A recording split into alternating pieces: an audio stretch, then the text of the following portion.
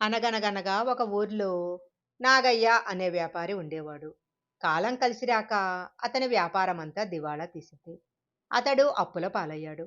వేరే గత్యంతరం లేక ఆస్తులన్నీ అమ్మేసి అప్పులన్నీ తీర్చేశాడు. వేరే ఊరు వెళ్ళి వ్యాపారం చేస్తే అదృష్టం కలిసి వస్తుంది అనుకున్నాడు. తన తాతల కాలం నుంచి వారసత్వంగా వస్తున్న ఇనుప బీరువాని స్నేహితుడు వీరయ్యకి ఇచ్చి దాచిపెట్టమన్నాడు.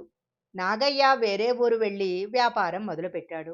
కొద్ది కాలంలోనే అదృష్టంతో ఆస్తులు సంపాదించాడు. కొద్ది రోజుల్లోనే అదృష్టం కలిసొచ్చి ఆస్తులు సంపాదించాడు. వీరయ్య దగ్గరికి వచ్చి తన దంతపు పెట్టె ఇమ్మన్నాడు. వీరయ్యకు ఆ పెట్టె తిరిగివ్వడం ఇష్టం లేదు. దాంతో అయ్యో, ఆ పెట్టె అటక మీద పెట్టాను, ఎలకలొచ్చి కొట్టేశాయి అన్నాడు. వీరయ్య అబద్ధమాడుతున్న విషయము నాగయ్యకు తెలుసు. వీరయ్యకు ఎలాగైనా బుద్ధి చెప్పాలి అనుకున్నాడు. పర్వాలేదు, సాయంత్రం మీ అబ్బాయిని నా దగ్గరికి పంపితే బహుమతులిచ్చి పంపిస్తా అన్నాడు.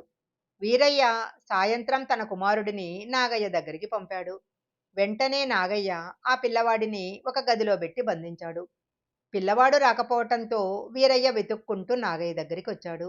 తన పిల్లవాడిని గురించి అడగగా, అయ్యో, ఏం చెప్పను, ఇందాక మీ పిల్లవాడు ఆడుకుంటుంటే ఒక పెద్ద గద్ద వచ్చి తన్నుకుపోయింది. కొద్ది దూరం పరిగెత్తి ఏం చేయలేక ఆగిపోయాను అన్నాడు. వీరయ్యకు కోపం వచ్చి రాజు దగ్గరికి వెళ్ళి నాగయ్య పైన ఫిర్యాదు చేశాడు. అప్పుడు రాజుగారి కోరిక మేరకు నాగయ్య దర్బారుకి వెళ్ళాడు.